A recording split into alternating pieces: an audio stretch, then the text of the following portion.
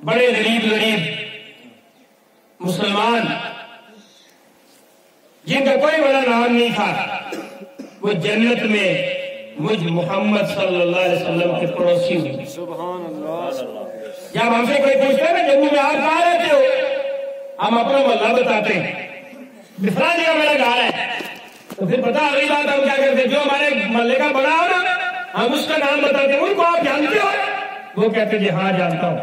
तो हम कहते हैं जी हम उन्हीं के पड़ोसी हैं।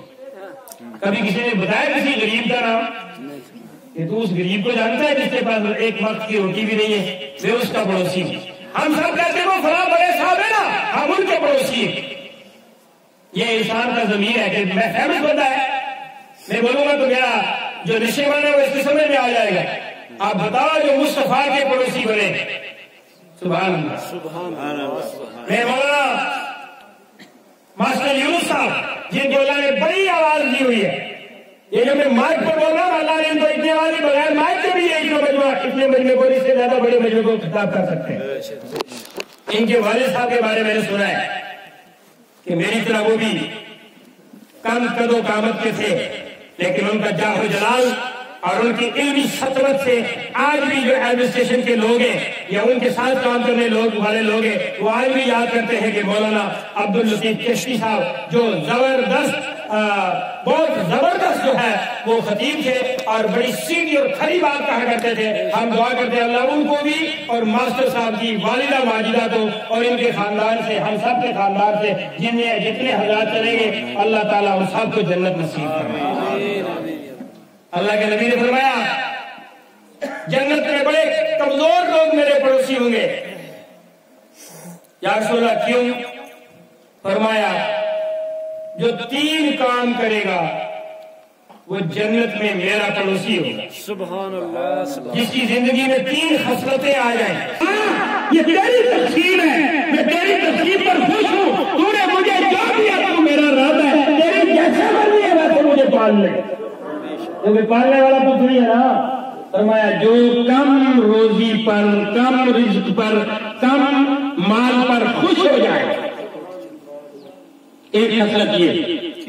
दूसरी फरमाया जो कसरत के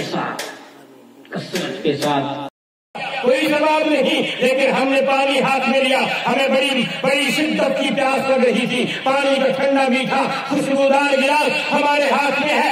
इसी दास्तान में, इसी तमन्ना में, इसी जुस्तजू में, इसी तशनदी में हमें मदीने वाले की सुन्नतें याद आ जाती है, आक़ाए करीम की जिंदगी याद आ जाती है, आक़ाए करीम का अमल याद आ जाता है। हम 3 सांसों में बिस्मिल्लाहिर्रहमानिर्रहीम पढ़ करके वो पानी का गिलास पीते हैं। अल्लाह फरमाता है तेरी प्यास से ज़बान और हलक सूख गए थे, लेकिन तूने मेरे मुस्तफा की सुन्नत को जिंदा करने के लिए अपने नफ्स पर कंट्रोल कर लिया और फिर तूने सुन्नत के मुताबिक पानी पिया।